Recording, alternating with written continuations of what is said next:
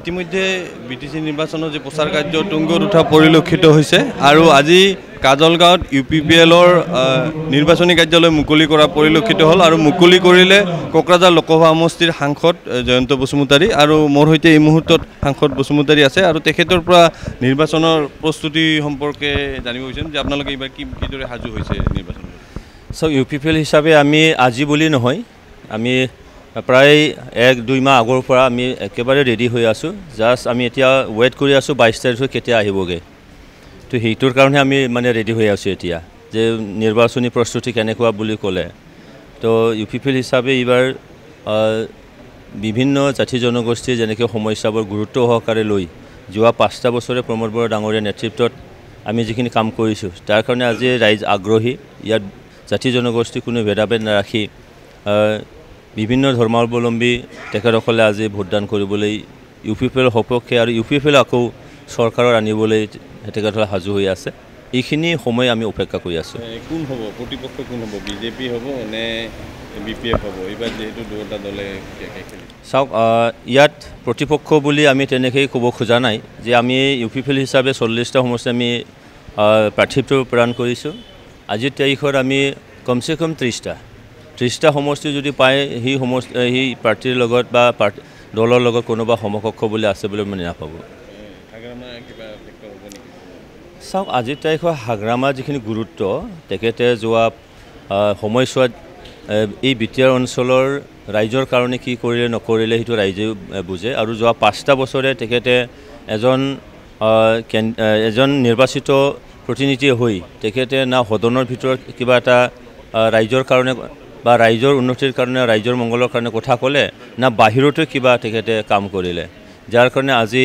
তেখেতক দেৱৰগাঁও সমষ্টিবাসী আজি আওকাণ কৰিব তাতেই তেখেতে হাৰিব সেইকাৰণে তেখেতে আজি মানে কাগজৰ বাকৰ নিচিনাকৈ হৈ আছে কাৰ্যক্ষেত্ৰ কিন্তু তেখেতে আজি তেনেকৈ প্ৰভাৱ বিস্তাৰ কৰিব পৰা অৱস্থাত নাই এয়া আছিল কোকৰাঝাৰ লোকসভা সমষ্টিৰ সাংসদ জয়ন্ত বসুমতাৰী মই এই মুহূৰ্তত কাজলগাঁও পৰিষদীয় সমষ্টিৰ UPPL প্ৰাৰ্থী প্ৰাক্তন মন্ত্ৰী চন্দন ব্ৰহ্মৰ কাষত যাব বিচাৰিছোঁ যে কি ক'ব এইবাৰ আপুনি কাজলগাঁৱত পুনৰবাৰ প্ৰতিদ্বন্দ্বিতা কৰিছে গতিকে কি দেখিছে এইবাৰ নিৰ্বাচনী প্ৰেক্ষাপট আজি আমাৰ ব্লক যিটো ইলেকশ্যন ষ্টাৰিং অফিচ এইটো উদ্বোধন কৰা হ'ল যিখিনি আমি গাঁৱে টাউনে চহৰে এই অঞ্চলৰ যিখিনি জাতি জনগোষ্ঠী আছে সমাজ আছে ৰাইজ আছে তেখেতসকলৰ ওচৰত গৈ পেলাই যিখিনি তেওঁলোকৰ যিটো উৎসাহ প্ৰমোদ বৰা ডাঙৰীয়াৰ নেতৃত্বত UPPL দলক বিপুল ভোটত জিকাবৰ কাৰণে যিটো ৰাইজৰ যিটো উৎসাহ এইটো আমাৰ মনটো বহুত উৎসাহিত কৰিছে আৰু আমাৰ যিটো সেল্ফ কনফিডেন্স আত্মবিশ্বাস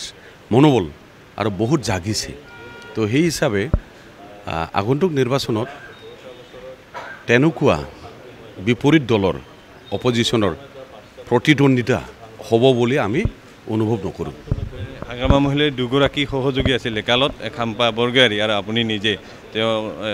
নেতৃত্ব দিছিল বা তেওঁৰ পিছত তেওঁ সহযোগী আছিল অন্যতম গতিকে এইবাৰ দুয়োগৰাকী কিন্তু তেওঁৰ বিপক্ষে অৱতীৰ্ণ হ'ল বা যথেষ্ট তেওঁ প্ৰত্যাহ্বান সৃষ্টি কৰা পৰিলক্ষিত গতিকে কথাষাৰ এইবাৰ কিমান দূৰ আশাবাদী আপোনালোক হাগ্ৰামা ডাঙৰীয়াৰ কথাটোতো আমি গ্ৰাউণ্ড ৰিপৰ্ট বুলি যিটো কওঁ ৰাইজৰ যিটো ইচ্ছা ৰাইজৰ যিটো সদিচ্ছা যিটো আমি দেখিছোঁ তেখেতে দুটা সমষ্টিত প্ৰতিদ্বন্দ্বিতা কৰাৰ কাৰণে মনোনয়ন পত্ৰ দাখিল কৰিছে তেওঁ দুয়োখন মানে সমষ্টিতে বহুত হাজাৰ ভোটৰ ব্যৱধানত তেওঁ হাৰিব আৰু ইয়াৰ কাৰণে মই কৈ আছোঁ এইবাৰ নিৰ্বাচনৰ সবতকৈ আকৰ্ষণীয় যেটো দৃশ্য হ'ব এটো হল হাগ্ৰামা মহিলাৰী হাৰাটো থ্যাংক ইউ আপনি যদি আৰু এটা কথা থাকে যে আপোনাক চিনি নাপাও বুলি হাগ্ৰামাই কৈছে কি আপোনাক চিনি নাপাও বুলি কৈছে তেওঁ কৈছে এইটো এতিয়া হাগ্ৰামা ডাঙৰীয়াৰ কথাটো কৈ পেলাই আননেসেসাৰি টাইম লছ কৰি লাভ নাই কথাটো হল তেখেতে আজিৰ দিনটোত ইৰিলিভেন্ট অপ্ৰাসংগিক আছিল কোকৰাঝাৰ কাজলগাঁও পৰিষদীয় সমষ্টিৰ UPPL প্ৰাৰ্থী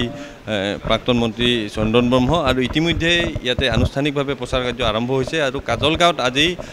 ইয়াত নিৰ্বাচনী কাৰ্যালয় মুকলি কৰা হৈছে আৰু ইতিমধ্যে UPPLৰ তৰফৰ পৰা নিৰ্বাচনী প্ৰচাৰ কাৰ্য তুংগত উঠিছে আৰু আকৰ্ষণীয় হৈছে যিহেতু এইবাৰ চিৰাঙৰ প্ৰেক্ষাপট বিশেষভাৱে আকৰ্ষণীয় হোৱা পৰিলক্ষিত হৈছে হাগামা মহিলাৰী ইয়াতে প্ৰতিদ্বন্দ্বিতা কৰিছে চিৰাং দুৱাৰ সমষ্টিত তেওঁৰ বিপক্ষে প্ৰতিদ্বন্দ্বিতা কৰিছে খাম্পা বৰগোহাঁই এইফালে কাজলগাঁও সমষ্টিত যদি চাই কাজলগাঁও সমষ্টিত প্ৰাক্তন মন্ত্ৰী চন্দন ব্ৰহ্ম প্ৰতিদ্বন্দ্বিতা কৰিছে পানীৰাম বসুমতাৰীৰ বিৰুদ্ধে গতিকে এইবাৰ আকৰ্ষণীয় হৈছে গোটেই চিৰাং জিলাত কেইবাটাও সমষ্টিৰ নিৰ্বাচনী প্ৰেক্ষাপট আপুনি বিচৰা বাতৰি পাব কেৱল নিউজ 18 এপত নিউজ 18 এপ ডাউনলোড কৰিবলৈ স্ক্যান কৰক এই QR কোড গুগল প্লে ষ্টৰতো পাব এই নিউজ 18 এপ